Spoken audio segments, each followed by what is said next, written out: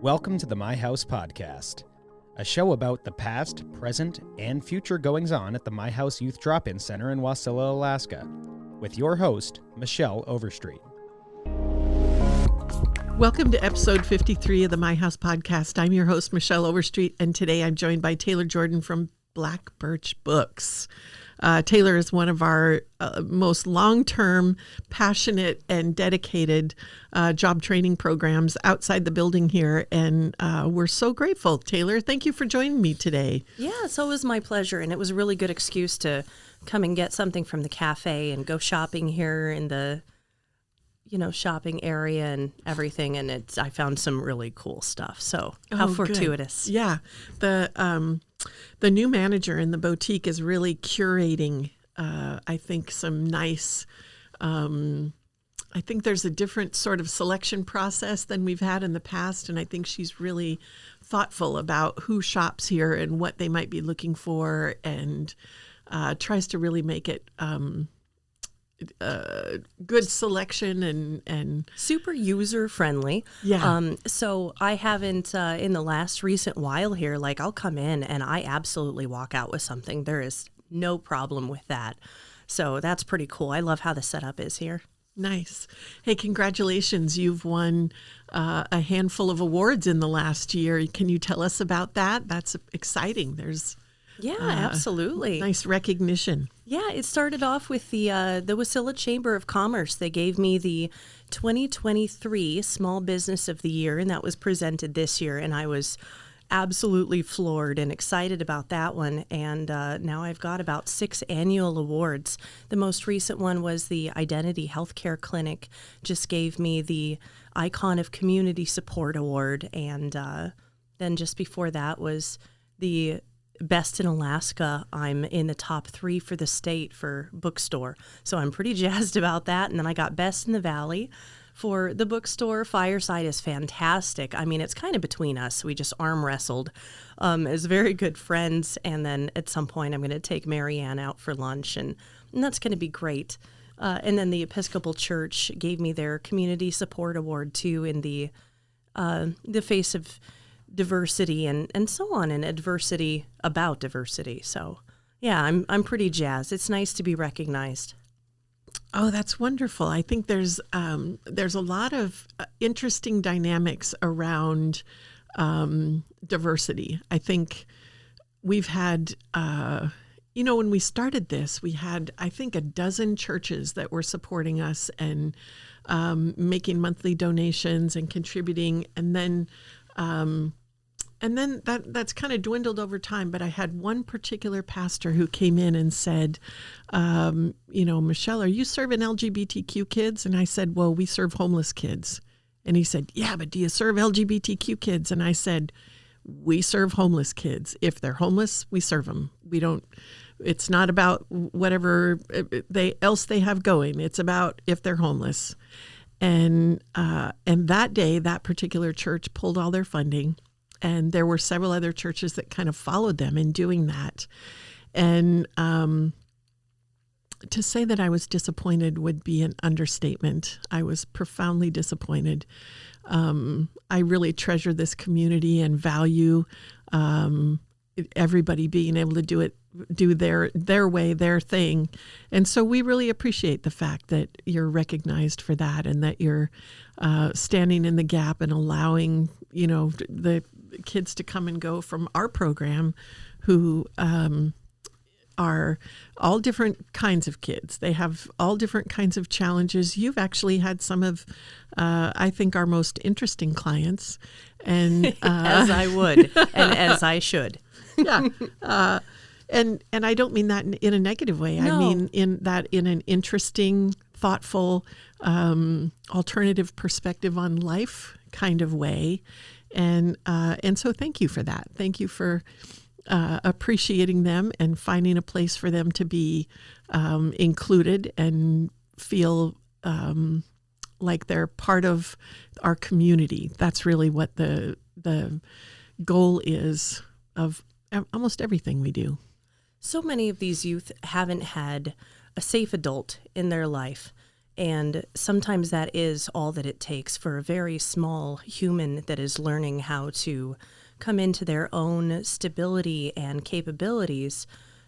Maybe they just need someone to tell them that it's okay that they're figuring it out, and ask how they can support them, and have it be a waiting conversation of when they're ready to ask for that support, you will just be giving it. And Michelle, you are a kind and you are a smart woman. And sometimes when people don't support a certain part of diversity of the community, I think that we can all understand that if one person can feel very strongly about something, then we should be able to understand that someone else could feel very different on that topic. And that's okay. All we can do is just support all of the people that need our support. And I think that's probably more than enough. And we're in a very unique position where we're able to do that, because homeless with a capital H doesn't have a subcategory. There's a sense of urgency that goes along with it that can't be spelled out or brought into a smaller group of people. It is just a big H when it comes to everybody that we help out. And that is not a small thing. And if someone wants to have a small group of people that they support and they don't want to support another group, that's fine. We'll just have to work twice as hard. But I think that's a challenge that you and I are both very well suited to take on.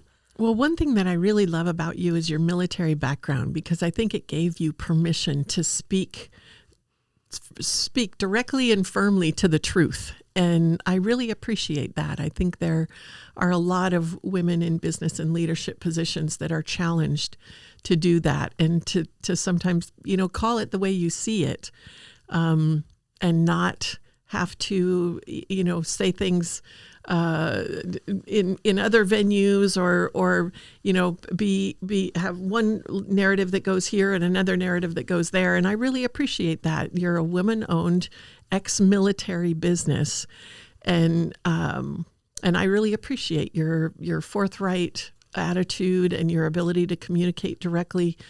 We've solved quite a few problems in the last, how many years? 6 years? Yeah. Over 6 years. We're rolling up on 7. Yeah. Pretty quick, actually. Yeah. Yeah, and I can't say that there's ever been a challenge that wasn't worth the time. Whether it came to fruition of supporting a youth who wasn't ready for support, or jumping into a challenge of a new project or whatever, I can't say that there's actually been a big failure. There's only ever been opportunity that comes from it. And that is so crazy to look back at and think of all of the accomplishments and everything, great, small, everything in the middle. It's pretty rad. It's super pretty cool.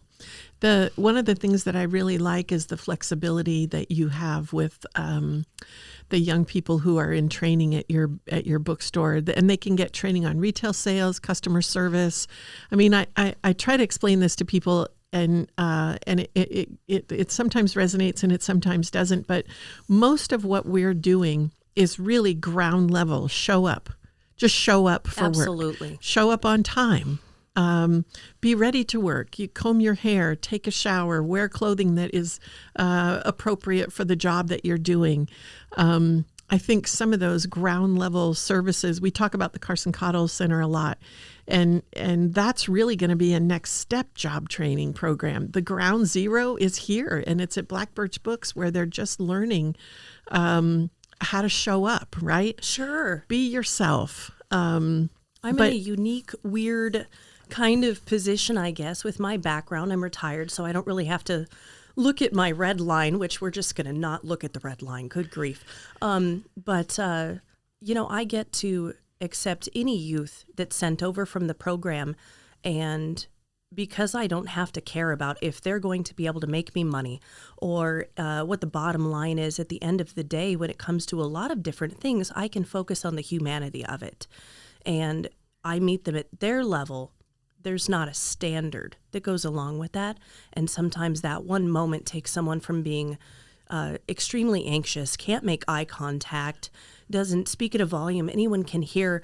And then by the end of the internship program, they've got their shoulders a little high. The phone rings and they're like, I got it from across the store.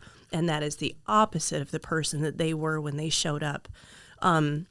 And that sounds like a silly little thing, unless you've got that lived experience of being that person or seeing it happen.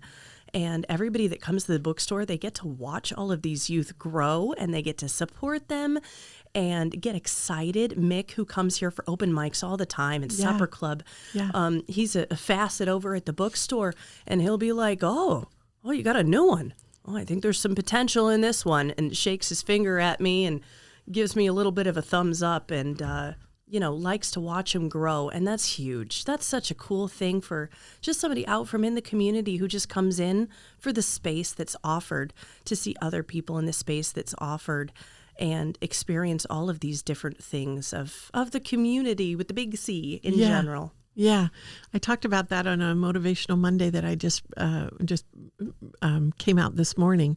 And really, that's one of the things I'm the most proud of in this community, is that we see homeless youth as assets, not liabilities, that we treat them like they're valued, they're important, they matter. And coming into your shop and talking to them and asking them how they're doing, and interacting with them while maybe they're checking you out from a book, or buying a book, or a couple of books, or getting a coffee or a hot cocoa or whatever it is, in the coffee shop area, really communicates to them that they are a valued part of our community. And I think your bookstore really represents that. I think that's why you're getting the Chamber of Commerce Awards of the Year, and Identity Healthcare, recognition for community support, and Best in Alaska. I think people see that as a place where community happens. And that really requires communication and, problem solving, but also engagement. It isn't just, someone checking you out. It's so much more. Yeah. I have a sign on the door before people come in, and it has a bunch of little rainbow hearts that say "safe with me," which is silly to make sure someone understands they're safe in my space. But I do understand that going out of my way won't cost me anything to make sure somebody knows that I will just accept them in my space. And then the other handwritten lettering on the front door says, "We hire homeless youth. Your shopping here is helping support them. Thank you." Yes. And I think that's a really big deal to set the baseline as they're touching the door handle, and they see that they know that there might be some young person that comes up to them looking at them absolutely terrified and asks them if they need a tour, and sitting there hoping they say no. Right. But then eventually they say yes, and then they just learned a thing. And it was because that person walked through the door. It doesn't matter if they buy something. It doesn't matter how long they're there. The simple fact that they came in, someone hit the panic button of, oh gosh, it's training time. And they got to go over and kind of flex some of their skills and kind of figure it out and learn how to engage with the community.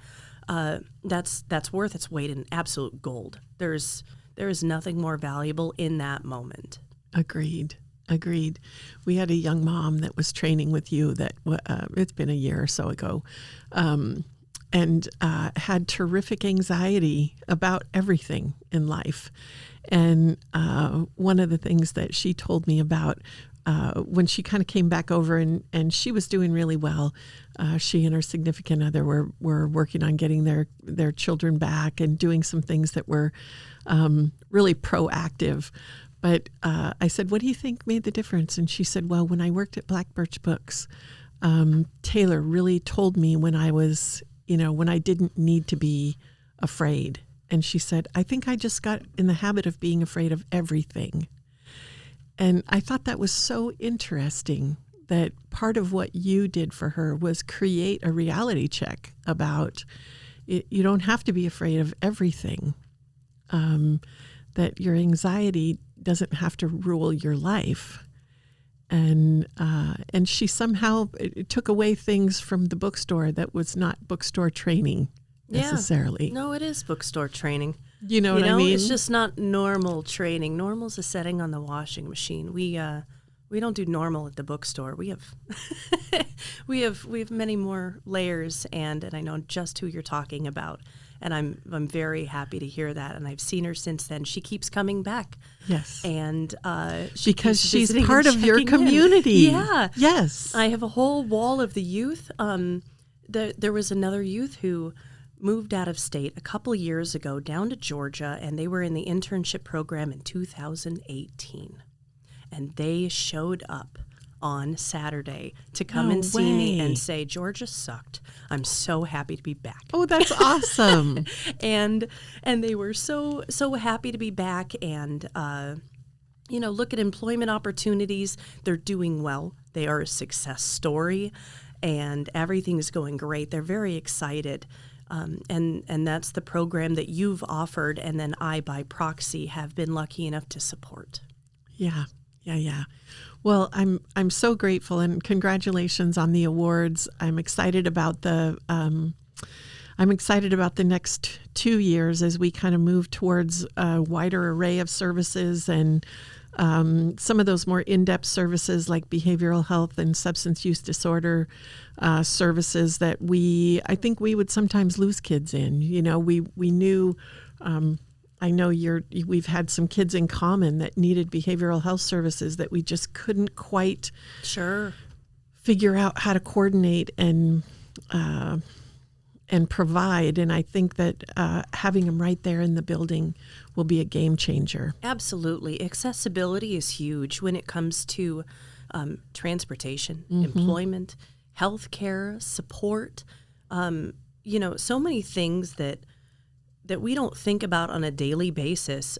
For example, this morning we have snow coming down in giant wet clumps. Yep. And what if we were stuck? Do we have enough food? Well, what if we don't? How are we going to get food? Well, what if the power goes out? So how are we going to maintain heat? And that's someone who has a home.